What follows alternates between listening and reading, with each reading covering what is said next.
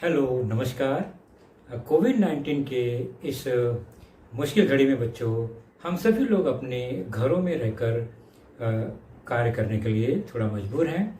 लेकिन मुंबई महानगर पालिका ने आपको घर बैठे ही पढ़ाने या यूँ कहें अध्ययन करने का एक मौका दिया है, जो कि हमारे महानगर पालिका के चैनल द्वारा आपको वीडियो के रूप में लेसन प्रसारित किया जाएगा। और उस लेसन के जो विषय हैं वो आपके स्क्रीन पर दिखाई देंगे और उसके टॉपिक भी आपको स्क्रीन पर ही दिखाई देंगे। तो चलिए शुरू करेंगे हम आज का अपना लेसन। तो बच्चों, आज की कक्षा आपके स्क्रीन पर कक्षा सातवीं कक्षा में हमारा आज का जो विषय है वह है सामान्य विज्ञान।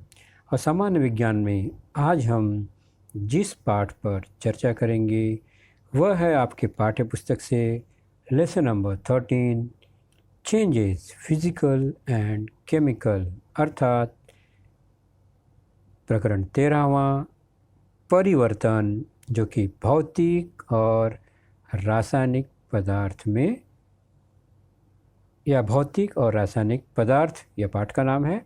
तो हम विविध परिवर्तन को आज देखने का प्रयास करेंगे और मैं हूं आपका वर्चुअल मार्गदर्शक अजय कुमार मौर्य, MCGM के वर्चुअल क्लासरूम दादर से। सबसे पहले परिवर्तन को जानने के लिए हम अपने आसपास की कुछ घटनाओं पर अगर नज़र दौड़ाएं या देखें, उनका निरीक्षण करें, तो हम क्या क्या देखते हैं। जैसे वृक्ष से फल का नीचे गिरना, निश्चित ही आपने यह देखा होगा परिवर्तन किस तरह से वृक्ष में फल लगा है और अचानक वह फल नीचे गिर जाता है। एक परिवर्तन हमें वहाँ दिखाई देता है। उसी प्रकार आपने देखा होगा घर पर कोई स्क्रू, कील, लोहे की चैन, अगर उसका उपयोग व्यवस्थित न हो रहा हो तो उसमें जंग लग जाता है। तो ऐसे तमाम तरह की घटनाएं हम आसपास देखते हैं। अचानक हम देखते हैं मौसम बदलता है, बरसात आ जाती है, बारिश होने लगती है।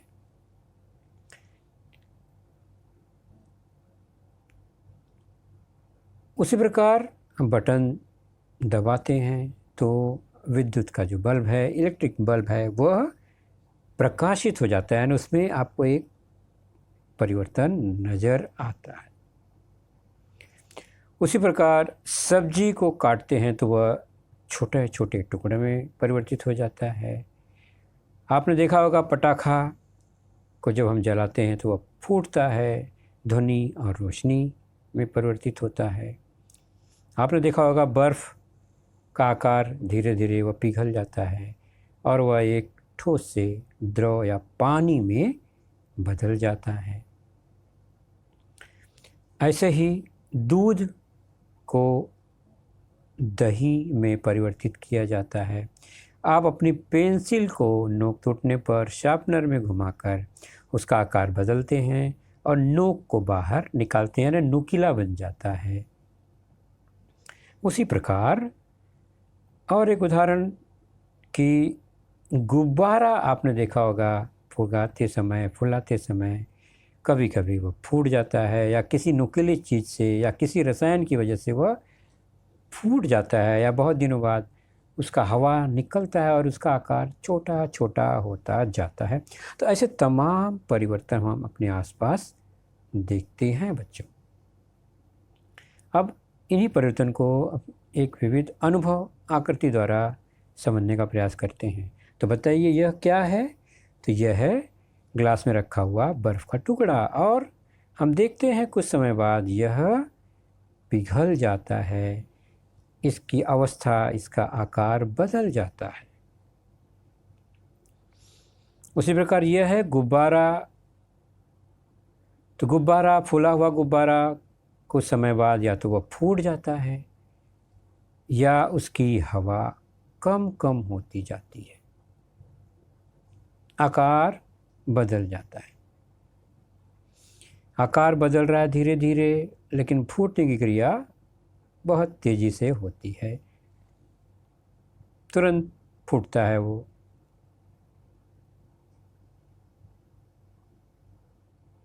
तो ये परिवर्तन है जो कि हम अपने दैनिक जीवन में, व्यवहारिक जीवन में देखते हैं।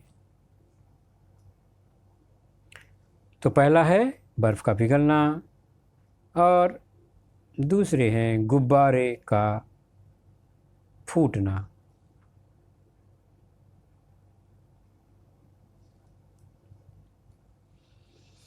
उसी प्रकार और भी उदाहरण हम देखते हैं। तो मोम की बत्ती को आपने देखा होगा, तो मोम धीरे धीरे पिघलता है, पिघल कर वह लिक्विड द्रव रूप में बदलता है, लेकिन बुझाने पर तुरंत वह द्रव फिर से मोम में परिवर्तित हो जाता है। तो यह एक परिवर्तन हम देखते हैं। लकड़ी को जलते हुए निश्चित आपने देखा होगा, और लकड़ी जल जाने के बाद उसका एक राख में परिवर्तन हो जाता है, यह भी हमने देखा है।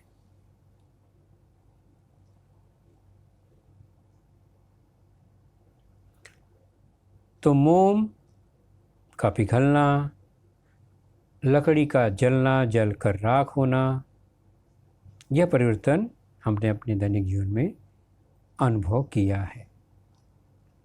वाह, क्या मज़ेदार, मुंह में पानी आ गया। बता सकते हैं ना ये क्या है? यह है आइसक्रीम का कोन। और अगर हम इसी तरह पकड़े रहें बहुत कुछ देर तक, तो उसका क्रीम पिघल जाता है ना? तो आकार बदल जाता है, कितना बड़े से वो छोटा दिखाई देने लगता है, क्योंकि उसका जो क्रीम है वह पिघल गया।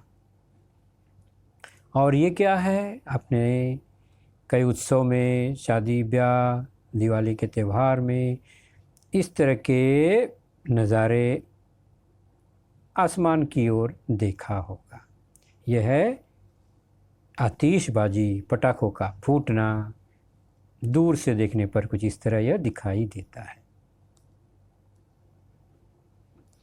तो ये बहुत ही सुंदर अनुभव हमने देखा, और यह अनुभव हमें तुरंत नज़र नहीं आता है। मतलब हम एक बार देखें इसको तो हमें इस तरह दिखाई नहीं देगा, लेकिन कुछ दिन, हफ्ते, महीने बाद यह परिवर्तन धीरे धीरे मंद गति से अपने आप होता है।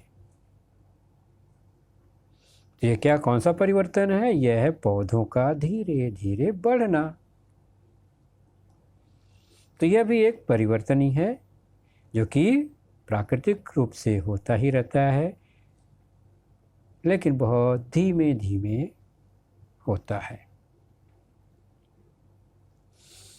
यह परिवर्तन आप देखेंगे तो यह बहुत शॉर्ट में आपको दिखाई दे रहा है। पतझड़, पत्ते नहीं हैं, फिर धीरे धीरे पत्ते आते हैं नए, फिर हरे पत्ते हो जाते हैं।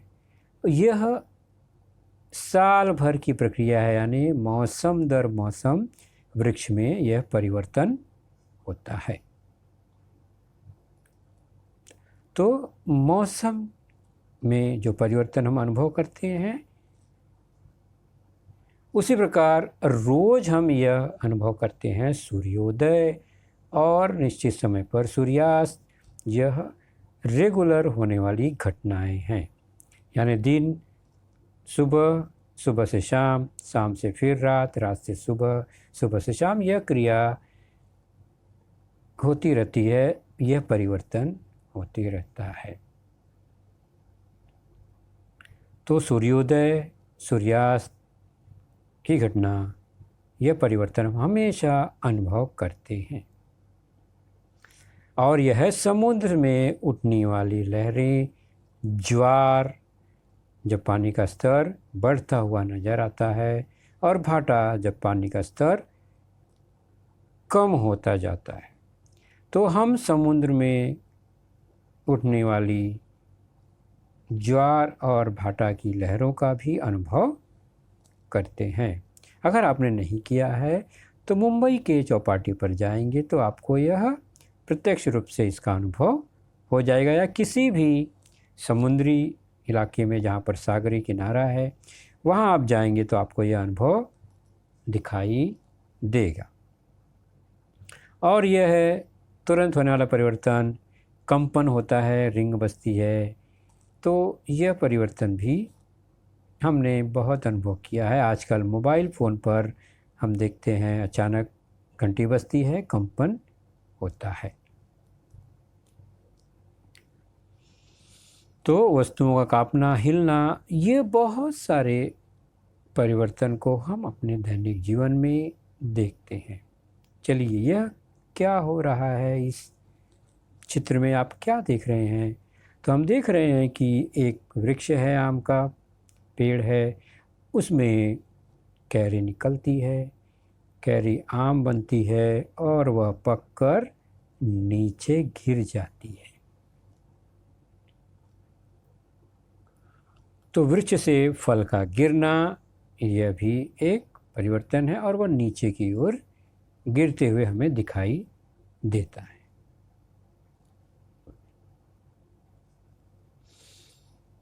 यह है पटाखे, हमने इसका आनंद लिया है, पटाखों का फूटना, यह भी परिवर्तन है।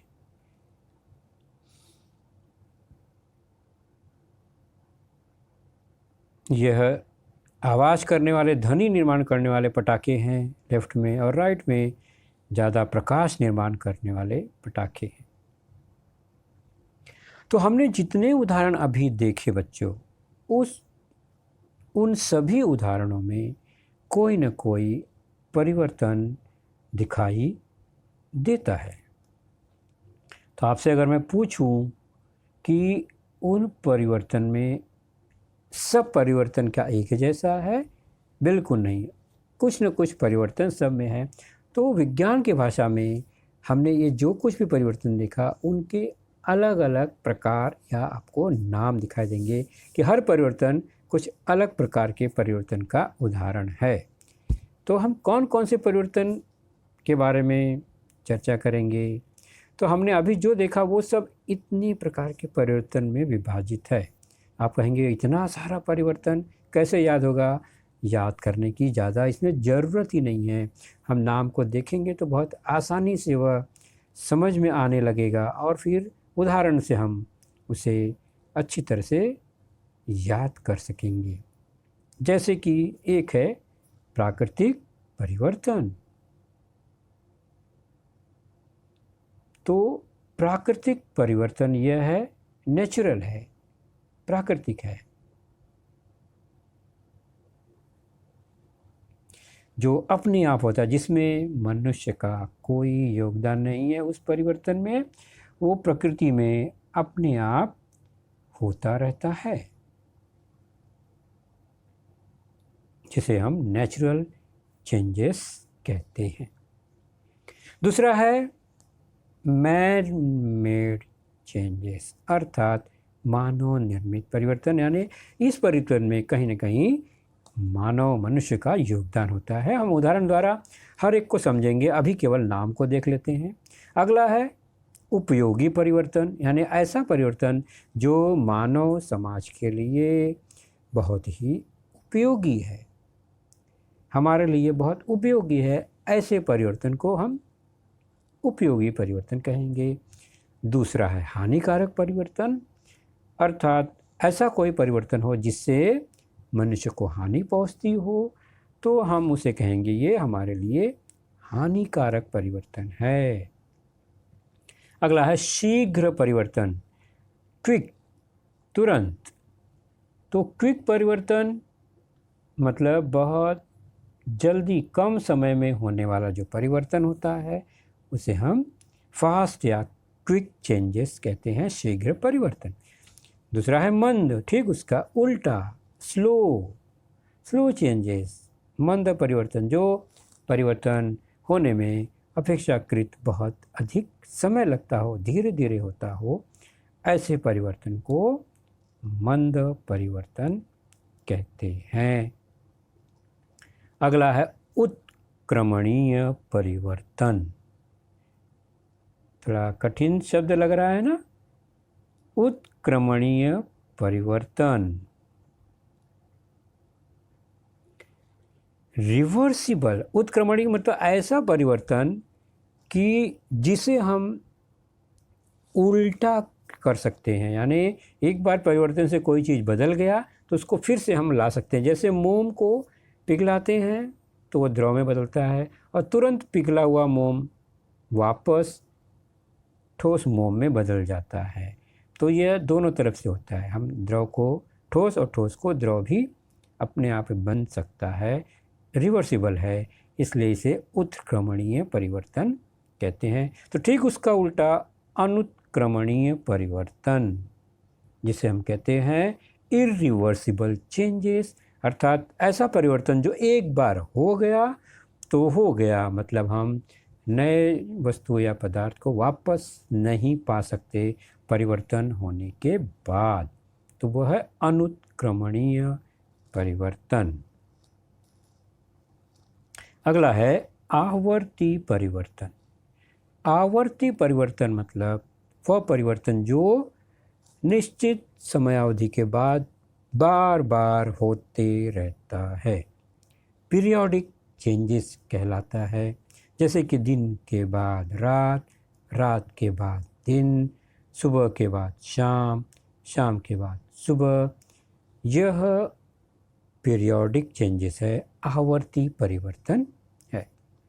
अनावर्ती उसका उल्टा, अर्थात ऐसा परिवर्तन जो निश्चित रूप से हम नहीं बता सकते कि इसे होने में कितना समय लगेगा, वह अनावर्ती परिवर्तन कहलाता है, नॉन पीरियोडिक चेंजेस।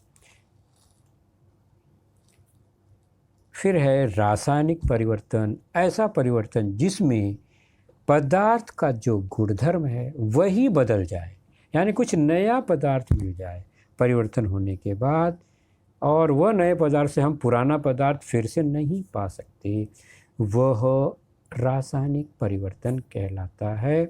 और ठीक थोड़ा सा विपरीत भौतिक परिवर्तन, मतलब ऐसा परिवर्तन जिसमें जो पदार्थ है उसका गुणधर्म वैसे का वैसे ही बना रहता है, केवल उसका रूप बदल सकता है, आकार बदल सकता है, अवस्था बदल सकती है।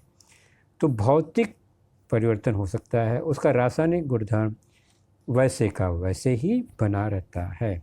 और अंत में हम देखेंगे संक्षारण। संक्षारण क्या है? यह है कोरिजन, अर्थात जंग लगने की क्रिया। यह भी एक परिवर्तन का उदाहरण है और रासायनिक परिवर्तन का ये उदाहरण है। तो हमने इतने सारे परिवर्तन के बारे में छोटे छोटे उदाहरण द्वारा हमें इसे समझ लेना है। सबसे पहले देखेंगे प्राकृतिक परिवर्तन, मानव निर्मित परिवर्तन। तो अपने आप अथवा प्राकृतिक रूप से घटित होने वाले परिवर्तन को प्राकृतिक परिवर्तन कहते हैं। इतना तो आसानी से आपको समझ में आ गया। प्राकृतिक नाम ही है, मतलब वह अपने आप होगा। और मानव निर्मित मतलब जिस परिवर्तन को होने में कहीं न कहीं मानव का योगदान है, वह मानव निर्मित परिवर्तन कहलाएगा। तो नाम से ही उसकी परिभाषा हमें समझ में आ जाएगी। Natural changes, man made changes. अब यह देखते हैं, एक कच्चा आम है, कुछ समय बाद वह धीरे धीरे पकता है। आपने देखा होगा पेड़ में आम फल लगे हैं और वो धीरे धीरे पक जाता है। तो हमने उसे नहीं पकाया। पेड़ में अगर आम है, फल है, तो हमने उसे पकाया नहीं, वह प्राकृतिक रूप से पक जाता है। इसलिए यह प्राकृतिक परिवर्तन है।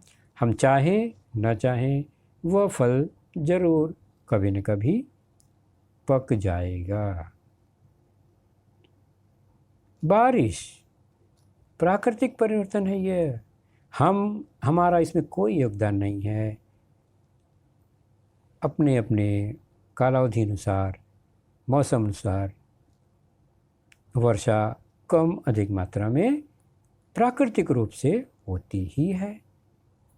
तो ये दो प्रमुख उदाहरण आपने देखा प्राकृतिक परिवर्तन के।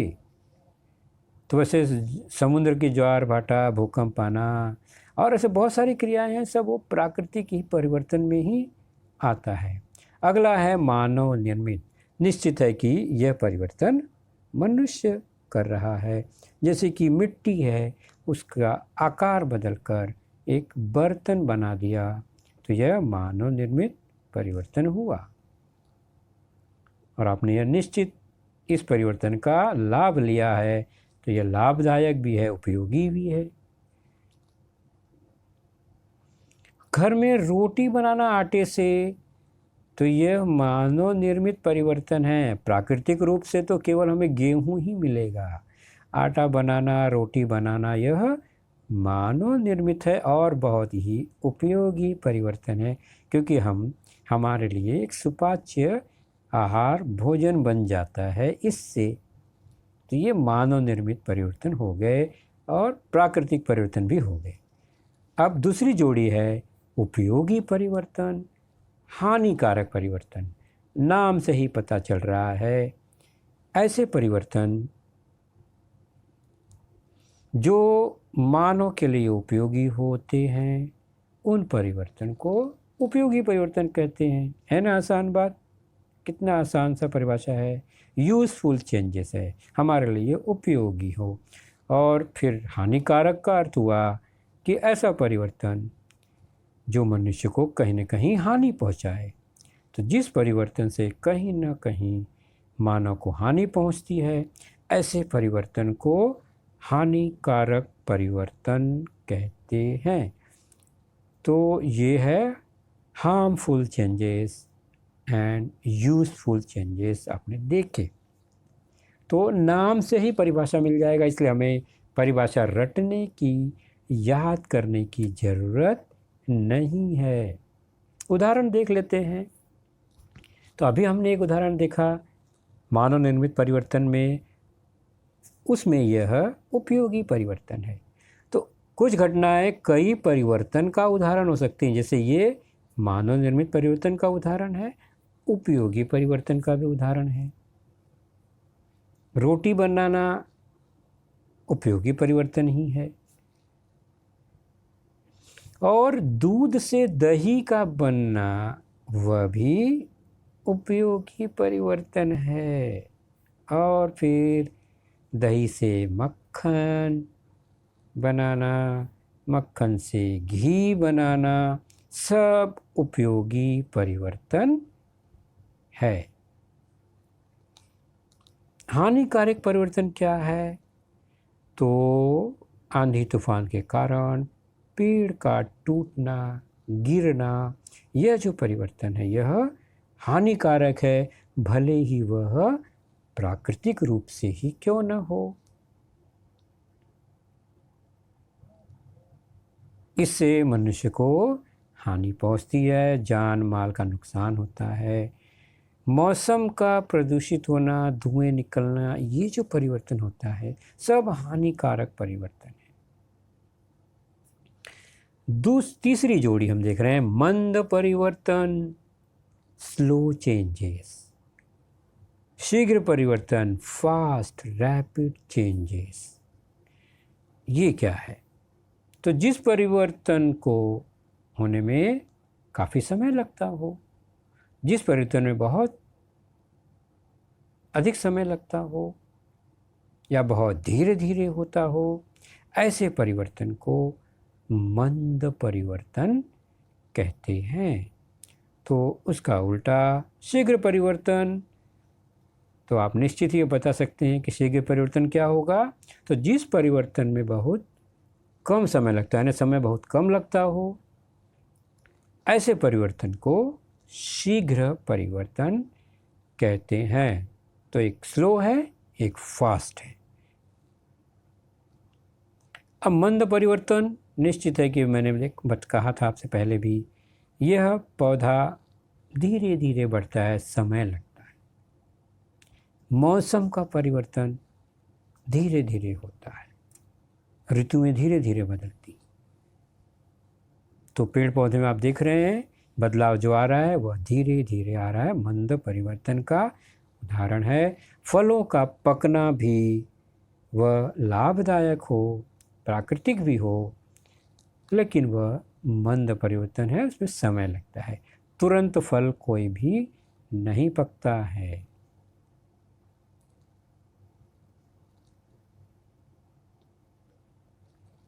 तो फल का पकना मंद परिवर्तन का एक उदाहरण है। तो शीघ्र परिवर्तन क्या है? याद कीजिए, हमने जो भी उदाहरण देखे उसमें शीघ्र, तुरंत परिवर्तित होने वाला कौन सा परिवर्तन था? तो यह है गुब्बारे का फूटना। तुरंत फूटता है। एक फुला हुआ गुब्बारा पिन लगते ही या विपरीत परिस्थिति में तुरंत फूट जाता है और आकार बदल देता है। पटाखे भी तुरंत जैसे उसको हम जलाते हैं, कुछ ही सेकंडों में वह फूट जाता है। माचिस की तीली को माचिस पर रगड़ते ही तुरंत परिवर्तन होता है और वह जल जाती है। तो हमने देखा शीघ्र और मंद। अब है उत्क्रमणीय परिवर्तन, रिवर्सिबल, और अनुत्क्रमणीय परिवर्तन, इरिवर्सिबल। उत्क्रमणीय का अर्थ हुआ जो परिवर्तन पुनः पुनः विपरीत क्रम में हो सकता है, उसे उत्क्रमणीय परिवर्तन कहते हैं। मतलब क्या है वो हम उदाहरण द्वारा समझेंगे। तो ठीक उसका उल्टा अनुत्क्रमणीय परिवर्तन, इरिवर्सिबल चेंजेस, मतलब एक बार परिवर्तन जो हो जाए वह विपरीत नहीं किया जा सकता, उसको वापस उल्टा नहीं किया जा सकता। जो परिवर्तन विपरीत क्रम में नहीं हो सकता उसे अनुत्क्रमणीय परिवर्तन कहते हैं।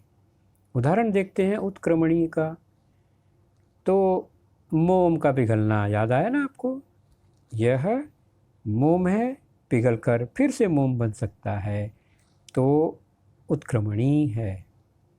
उसी प्रकार बर्फ़, पानी से बर्फ़, बर्फ़ से पानी, यह परिवर्तन रिवर्स हो सकता है, पुनः पुनः उल्टा क्रम में भी हो सकता है।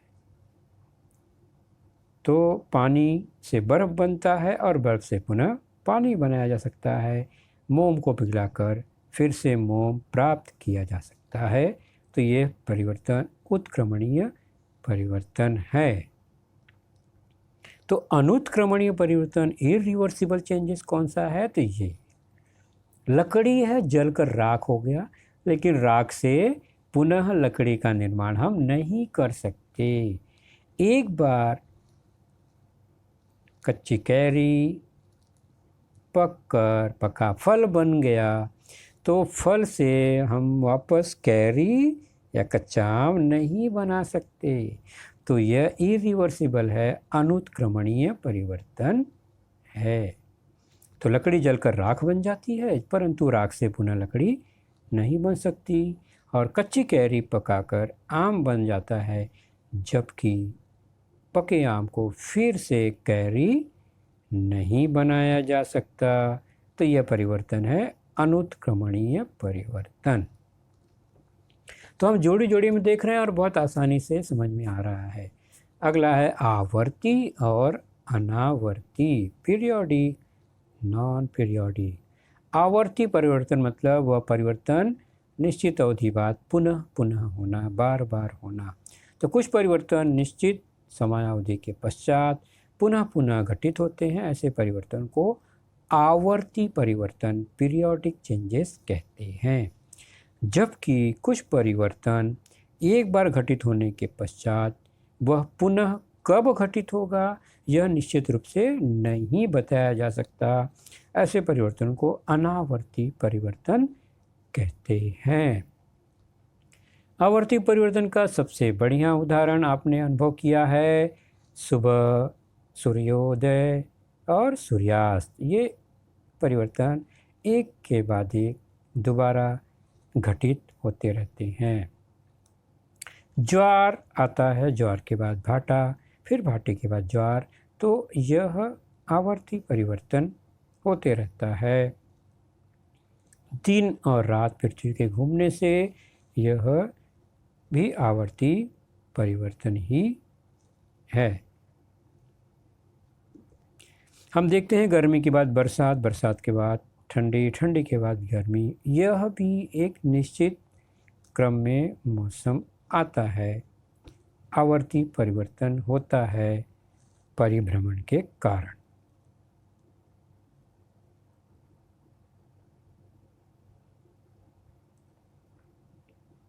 तो हमने क्या देखा अभी? सूर्योदय सूर्यास्त का होना, ज्वार भाटा का आना, दिन रात होना, ये सब आवर्ती परिवर्तन है। अनावर्ती क्या है? तो बरसात का आना। बरसात कब आएगी, किस दिन आएगी, कितने दिन बाद आएगी, कुछ भी निश्चित कहा नहीं जा सकता। तो ये अनावर्ती परिवर्तन है, कभी भी आ सकता है। हम अंदाज़ा इसका नहीं लगा सकते, और नहीं भी हो सकता है। बरसात कभी हो भी सकता है, नहीं भी हो सकता है। आकाश से उल्कापात होना कब होगा, कोई निश्चित हम नहीं बता सकते।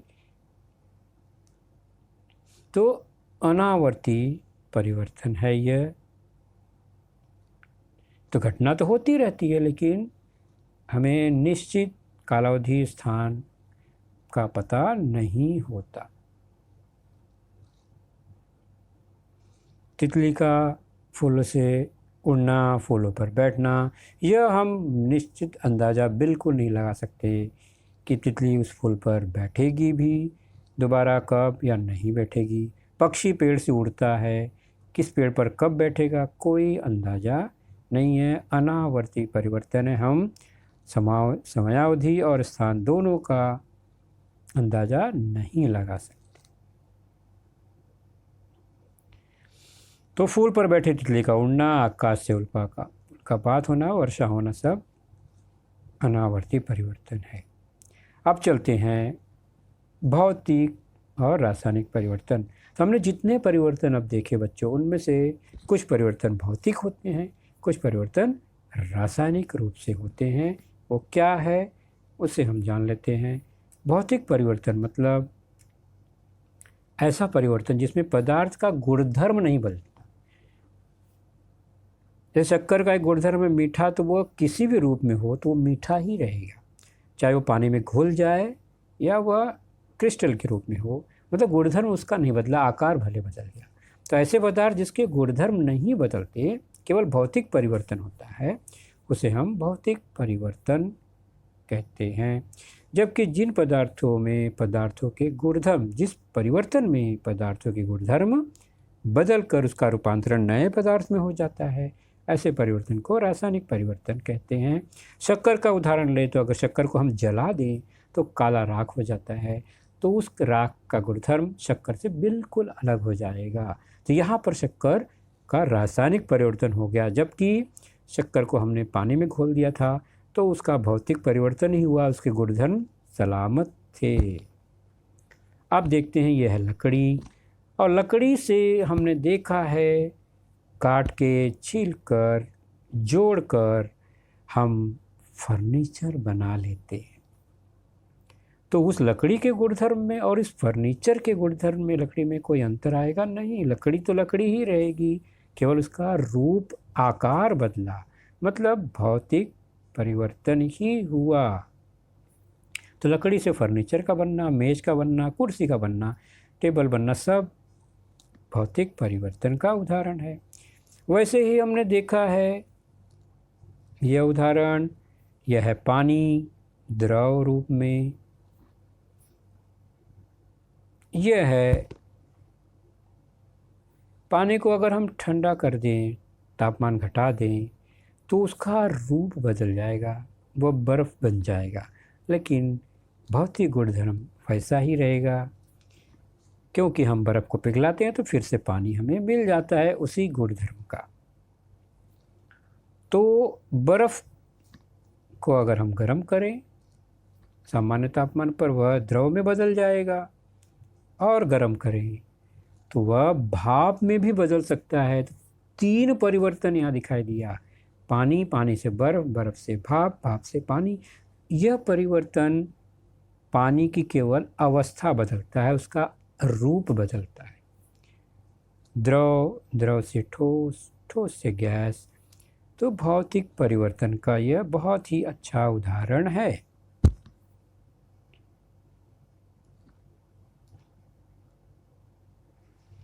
उसी प्रकार यह है कांच का ग्लास टूट गया, तो कांच का गुणधर्म कांच के टुकड़े में भी होगा, उसका आकार बदल गया, वो महीन टुकड़ा हो गया। तो कांच का टूटना, यह उसके टुकड़े प्राप्त करना, यह कांच का भौतिक परिवर्तन ही है। तो ये सारे परिवर्तन जो है वो भौतिक परिवर्तन है। आपने चूड़ी देखी होगी, वह भी वृत्ताकार होता है लेकिन टूट कर टुकड़े में बिखर जाता है। तो गुणधर्म उसका नहीं बदलता, कांच का गुणधर्म कायम रहता है, यानी केवल उसका रूप बदलता है। इसे हम भौतिक परिवर्तन कहते हैं। तो कांच के टुकड़े होना भौतिक परिवर्तन का ही उदाहरण है। अगला है रासायनिक परिवर्तन। ऐसा परिवर्तन जिसमें गुणधर्म ही बदल जाए। कच्चे आम का गुणधर्म और पके हुए आम के गुणधर्म में अंतर होता है। हम स्वाद लेते हैं, कच्चा आम खट्टा लगता है, तेज लगता है, पका आम मीठा लगता है। तो कुछ न कुछ रासायनिक परिवर्तन होता है। कागज़ जलकर राख हो जाती है, मतलब उसका गुणधर्म ही बदल गया। लकड़ी जलकर राख हो गई, उसका गुणधर्म ही बदल गया। तो यह रासायनिक परिवर्तन है। लोहे में जंग लगना भी रासायनिक परिवर्तन है। जंग लगते लगते लोहा पाउडर के चूर्ण में बदल जाता है, मतलब उसमें जंग लगने की क्रिया रासायनिक परिवर्तन है।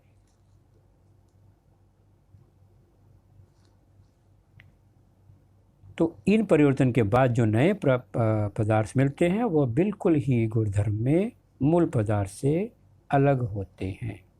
लकड़ी से राख, कागज से राख, लोहे पर जंग, फलों का पकना, ये सब रासायनिक परिवर्तन है। अगला है संक्षारण। आपने एक चेन देखी होगी, यह सिकड़ी नई ताज़ा फ्रेश चमकती हुई, लेकिन पानी, नमी और विविध रसायनों के वाष्प के कारण इस पर अगर हम ध्यान न दें तो यह धीरे धीरे क्या हो जाएगा, उसका देखते हैं तो पहले तो रंग में परिवर्तन आता है, धीरे धीरे यह कमज़ोर हो जाता है, यानी जंग लग जाता है। तो जंग लगने की क्रिया संक्षारण है। तो लाल भूरे रंग की परत जम जाती है लोहे पर। तांबा होगा तो थोड़ा हरे रंग का दिखाई देने लगता है। तो ये संक्षारण की क्रिया है जो कि धातुओं में नज़र आ जाती है। हवा की ऑक्सीजन, नमी और रसायनों की वाष्प के कारण यह क्रिया होती है और पदार्थों का संक्षारण होता है। तो अभी आपने बच्चों ये इस तरह के बहुत सारे परिवर्तन के उदाहरण देखे। चेक करते हैं अपने स्वाध्याय को कि नीचे दिए गए परिवर्तन किस प्रकार के हैं, आपको बताना है। हो सकता है ये उदाहरण एक से अधिक परिवर्तन का हो। चलिए शुरू करते हैं। दूध से दही बनना। अब इतने सारे परिवर्तन में से यह किस प्रकार का परिवर्तन है? तो मेरे हिसाब से यह बहुत उपयोगी परिवर्तन है, तो मैंने लिख दिया उपयोगी परिवर्तन।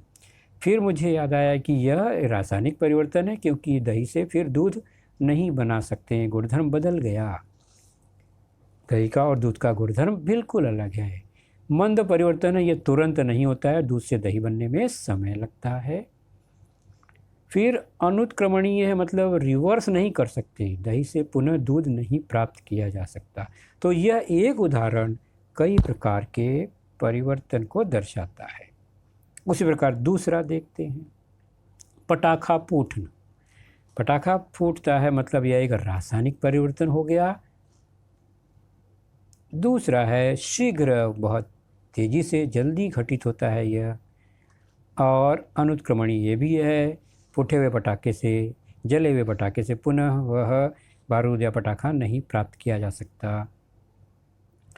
मानव निर्मित परिवर्तन है, पटाखे को मनुष्य ने ही बनाया है, तो यह मानव निर्मित परिवर्तन हुआ। अगला है भूकंप आना। अब यह मानव निर्मित तो बिल्कुल नहीं है, मतलब यह प्राकृतिक परिवर्तन है ना। उसके बाद यह बहुत अचानक होता है, हमें अंदाज़ा भी नहीं लगता है कि भूकंप आने वाला है, और कुछ ही सेकंडों में भूकंप आता है और परिवर्तन हो जाता है। तो शीघ्र परिवर्तन बहुत ही अनावर्तिक टाइप का है, मतलब कब घटित होगा हम इसका अंदाज़ा नहीं लगा सकते, दोबारा कब आएगा हम बिल्कुल नहीं बता सकते। और यह हानिकारक परिवर्तन भी है, तो आप इसमें एक परिवर्तन जोड़ सकते हैं कि यह हानिकारक परिवर्तन भी है। ई है पृथ्वी का परिभ्रमण, तो मनुष्य तो नहीं करता, मतलब प्राकृतिक परिवर्तन है। मंद होता है, 1 साल लग जाता है परिभ्रमण में। आवर्ती है, क्योंकि पुनः पुनः यह परिभ्रमण होता रहता है। और उपयोगी भी है परिवर्तन, यह परिभ्रमण के कारण मौसम में परिवर्तन के कारण सजीव सृष्टि का निर्माण होते रहता है। और एक उदाहरण देखते हैं, स्प्रिंग का खींचना। आपने स्प्रिंग देखा होगा, तो यह निश्चित है कि मानव निर्मित ही परिवर्तन होता है, शीघ्र होता है। आपने स्प्रिंग को दबाया, छोड़ा, तुरंत फट से वह फैल जाता है। आवर्ती परिवर्तन है, हम बार बार उसको दबा सकते हैं, छोड़ सकते हैं, वह आवर्तन हो सकता है उसका। उपयोगी है हमारे लिए, स्प्रिंग मनुष्य ने अपने उपयोग के लिए बनाया। अपने पेन में देखा होगा, अपने गद्दे में देखा होगा, अपने गाड़ियों में देखा होगा, हर जगह यह स्प्रिंग बहुत जगह उपयोगी होता है। और यह भौतिक परिवर्तन ही होता है, उसका केवल आकार बदलता है, गुणधर्म वैसे का वैसे ही रहता है स्प्रिंग में।